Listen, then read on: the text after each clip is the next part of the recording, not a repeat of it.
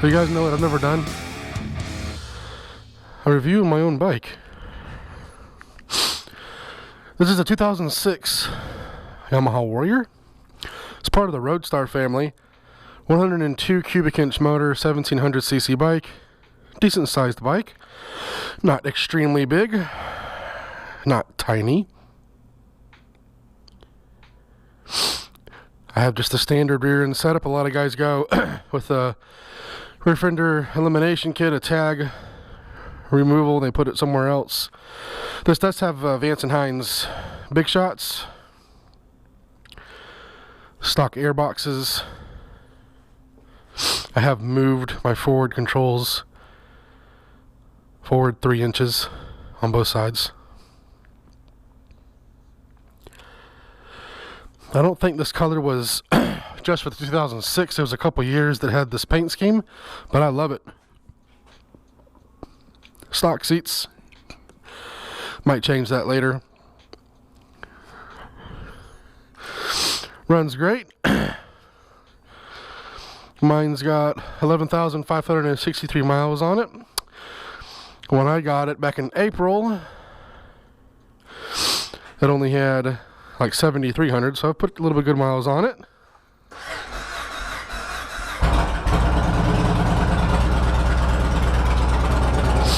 So this is the bike that I'm riding in, most of my videos. My father has a 2000 Road King Classic that every once in a while you'll see me riding the Road King. So this is my baby.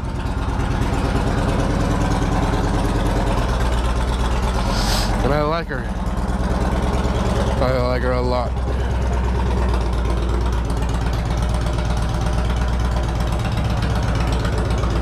It's a 200 rear, and that is stock. It's a stock Warrior size. Just gonna go for a nice little spin today.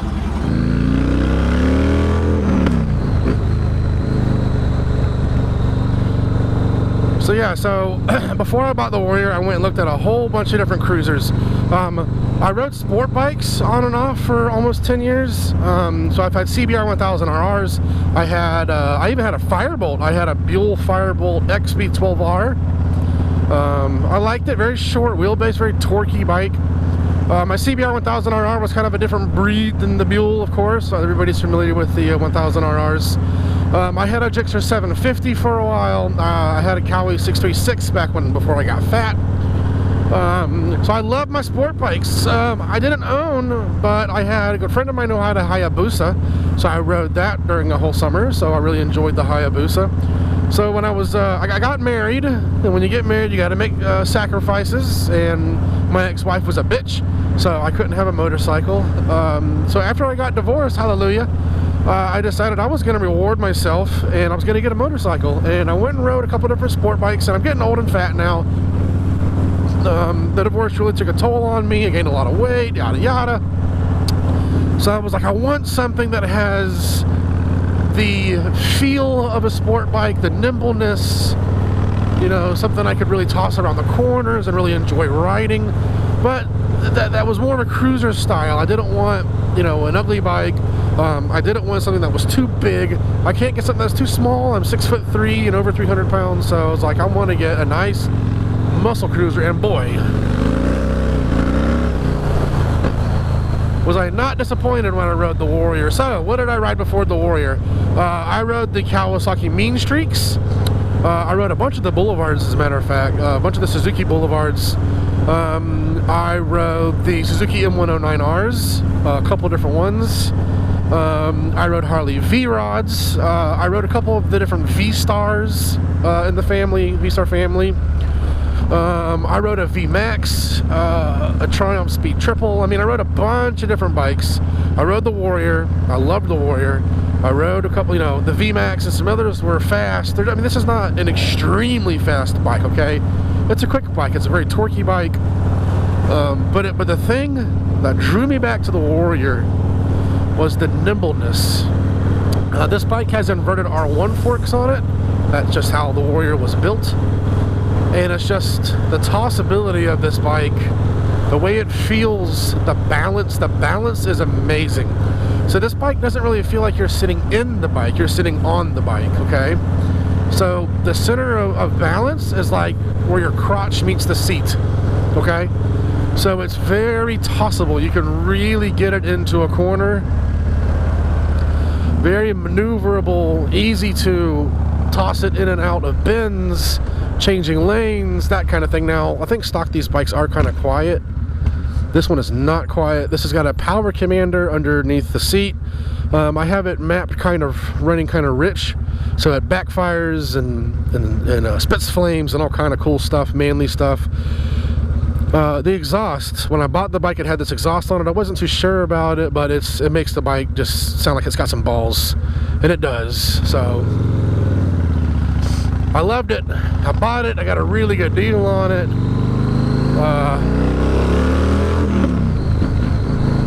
Yeah, I mean, that's got balls. You know what I mean?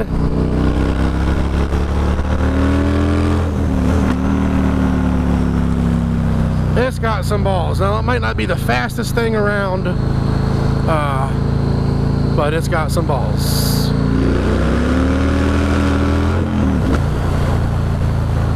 Yeah, I love it. Okay, so do I have any cons about the bike? It's perfectly suited to someone of my size, where the handlebars is perfect for my kind of reach. Some guys like the straight bars, some guys like the real thick bars, some guys like, you know, mini ape hangers and true ape hangers. I'm not an ape hangers kind of guy. I like mini ape hangers. I rode the Harley Road King Special, and it's got mini ape hangers, and I like the way that felt. I like the stance of this bike, how you sit in it, and you're kind of leaning forward a little bit. That traditional muscle bike kind of stance. So that it doesn't bother my back at all. I was having an issue with the stock position of the forward controls, where it was more like here with my knees, you know, kind of back here. Because I am so tall, I have a 32-inch inseam. So I went with 3-inch forward extensions. It pushed all the forward controls forward 3 inches, and it really changed, you know, where my position is for my feet and my knees. So it's much more comfortable now. The longest I've taken this on a ride is probably about 3.5 hours, riding with my dad out in the country back roads, on a one-way kind of trip. And it was comfortable. Yeah, my ass was a little sore because I'm still getting used to like long distance cruising, but it wasn't like completely unbearable, you know what I mean? I had a good time. I do wish I had a windscreen, because, well, I get that this bike is really made probably primarily for its cruising around town, bar hopping, that kind of thing. It is a muscle bike. I like to take it on trips, so I like to go out into the country back roads. So I wish I did have a little bit of a windscreen. I do have a windscreen that a friend gave to me, which you probably saw in my garage earlier, that came off of a Victory, but it won't fit because the Victory forks are thinner. They're not these inverted ones, so it won't fit. So I got to get a bracket to fit a windscreen. I do like some of these little bullet fairings and the little windscreens that some of these Warriors you'll see have. I might do that later on the road. I do not have saddlebags, and I really would wish I had saddlebags, but I don't like the way a lot of them look on this bike. There's a company called Viking, and they do make saddlebags for this bike, but they're around $700-800 or so with some brackets, so I'm going to save up and get those eventually. I'll probably get them painted to match the bike, and that's probably going to be an added expense. Or I might be able just to get them in black, so they'll just be black on a blue bike with it, so I'm not sure how that's going to look. Or I could get them painted silver or blue, you know, just one color. I don't know yet. We'll see when I get them. So that really is my only complaint, is that I don't have saddlebags, but the bike's not really meant for long distance traveling. Now, a lot of guys do take these on long trips. A lot of guys take them on the big open roads out in California, you know, in Oregon and Utah, and these states with really long roads, and drive 1,000 miles. I would love to do that. I would love to plan a trip just down and up and on the coast. I live on the East Coast here, so just up and on the coast would be amazing. You don't need to run premium gas in these. They're designed to run on just regular pump gas, so that's kind of cool. Now, a lot of guys put like Patrick's Racing cam kits in them and stuff. And if you do that, then yes, then you do need to run premium gas. But I don't have that on this bike. It is a stock cams, stock pistons. So I can get away with just regular pump gas. So gas is kind of cheap. It's got a just shy, I think, of a 4-gallon tank. And I can go with my driving just shy, about 90 miles or so before my check engine light comes. The gas light comes on, which means it's gone over to my reserve. And then I have, I think, a little over 1 gallon of reserve. So I can go 120 or 130 or so miles on a single tank before I have to fill up. Which is, like, I guess, decent for a muscle bike. It's not, like, great, you know, if I want to go on long distance trips, but it's okay for a muscle bike.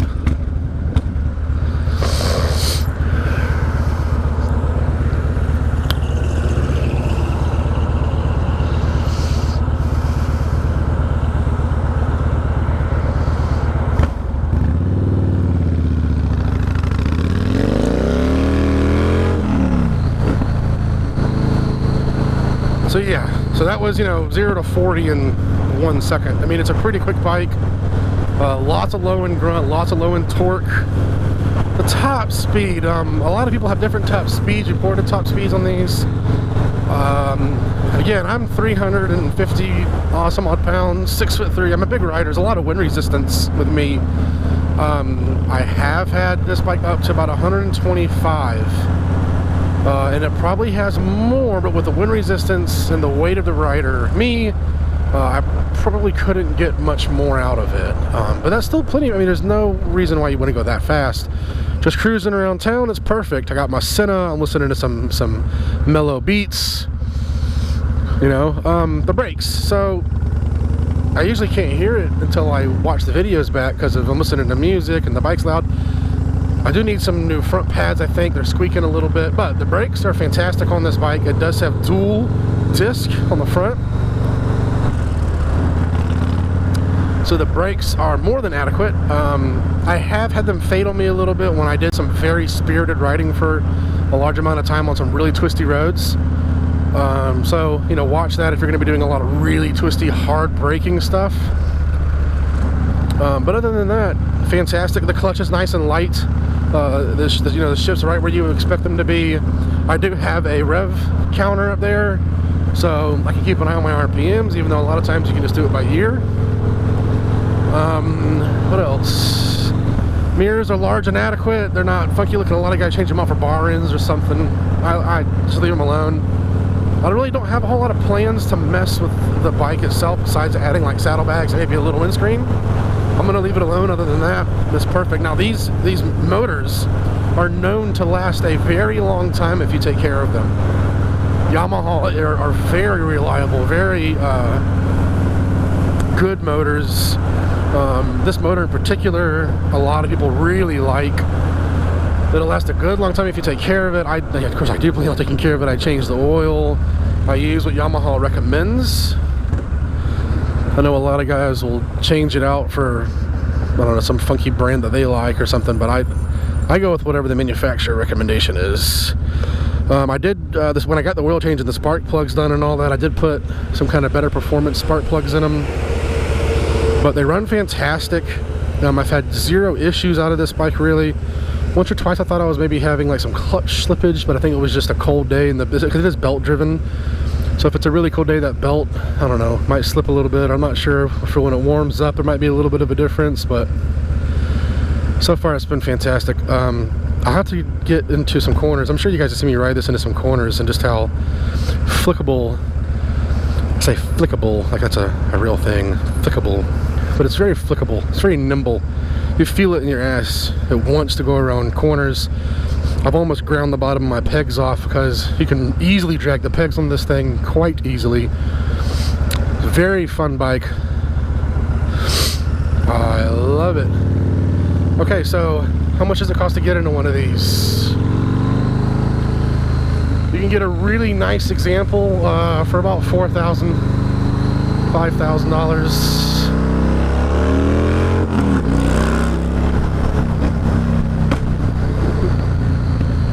You can get even cheaper than that if you get one with some high miles, or they've done something to it, you know. But a really nice example, between $4,000 to $5,000. I got lucky and found a guy who was willing to do some trading with me, so I got mine for the equivalent of about $2,200 or so for what I had in some trades. So I got lucky. But I love it. And a lot of people ask me, I mean, it gets looks and questions everywhere I go. Is that a Harley? It's not a Harley. But it's a very nice bike. It might just be the paint job mixed with how loud the bike is that I get a lot of looks and thumbs up, you know, that kind of thing. I think it's a really cool looking bike. I love the way it looks. So if you're looking for a muscle cruiser and that kind of, you know, range. Somebody's popping there going. And so if you're looking in like the M109s, you know what I mean, the Boulevards, even a V-Rod. The V-Rods are really cool, but they're a really slim bike. So I kind of didn't like how slim the bike was up here on a V-Rod. Some other bikes I rode the Yamaha Striker, I rode the Raider. The Striker is a little small. I think they're a 1300. Nice bike, but those are more of like a chopper style bike. So the Raider, I think the Raider's the bigger one. So the Raider was nice. The Raider, I think it's a 1900 or an 1800. It's a bigger motor. It didn't feel any faster than this, but it is a little faster than this. But it didn't feel faster than this. And because it's a chopper and it's a more severe rake, right? So the tank is angled up like that and then it's raked out. It does not handle anywhere near what this bike handles, like nowhere near.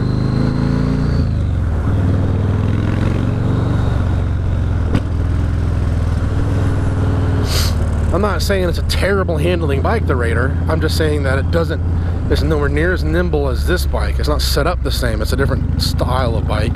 The Raider, you're sitting in it. The Warrior, you're sitting on it. So quite a difference. I liked the Raider. If I was looking for a chopper style motorcycle, I would have definitely really seriously considered a Raider, but I wasn't. I was looking for a muscle bike. I'm a muscle car kind of guy. Later on I'll add another sport bike to my stable. I've got access to ride my dad's Road King whenever I want to ride a big comfortable Harley. We also do have a V-Star. We own a V-Star, I think it's a 1300 carbureted bike. So if I want to ride a carbureted bike and a V-Star, which has more baggage and it's got saddlebags and a big rear seat and all that kind of stuff, I can do that. I would like an adventure bike. I'd like to go on camping trips and take an adventure bike. I rode an Africa Twin not too long ago. I like that style of bike, like the Africa Twin. That'd be really cool to have an adventure bike to go do some camping.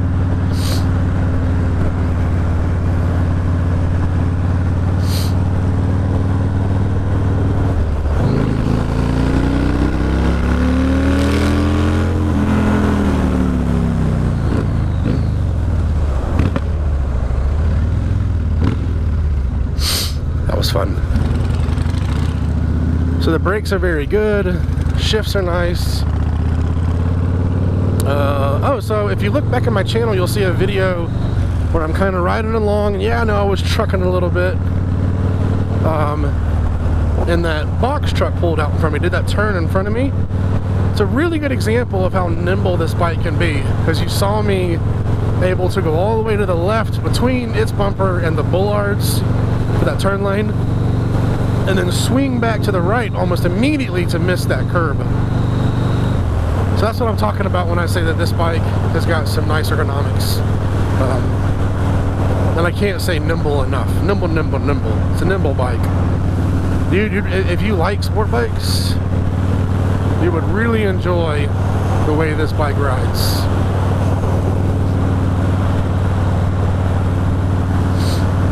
So that's it, yeah. Ride one, you'll like it. I promise you'll like it. If you like this style of bike, if you're thinking about it, it's really cool. You can comment on my channel and ask me any questions that you have about the Warrior, and I'll try my best to answer them.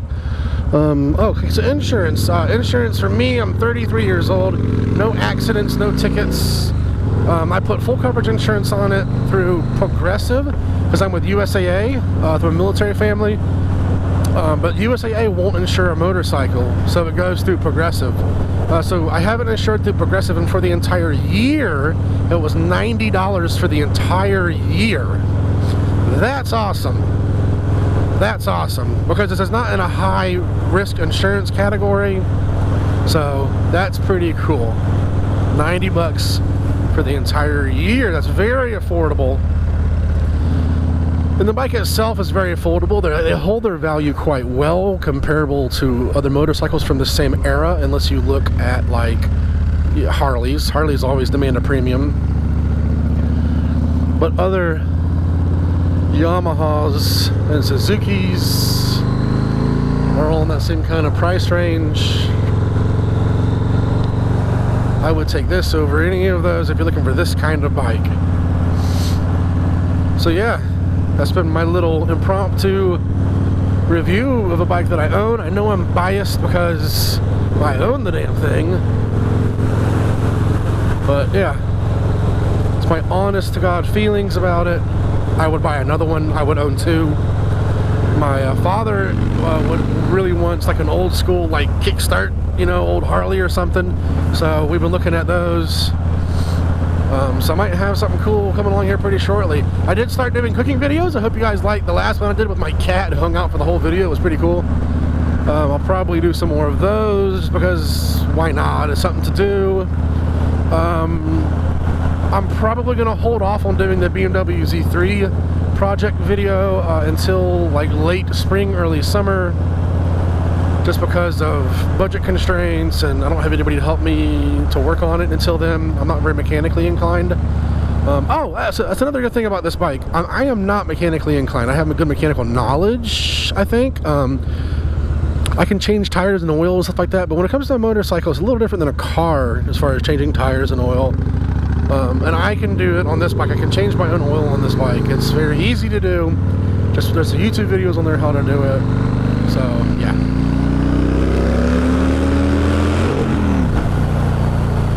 You can never ever get tired of that. Never ever get tired of that. Oh, I love it. So yeah, guys, have a good day. Merry Christmas, Happy New Year, all that good jazz. Yes, it is almost Christmas here in Savannah. This is what Christmas looks like in Savannah. God bless you. God bless America. I'll see you guys in the next video. Peace.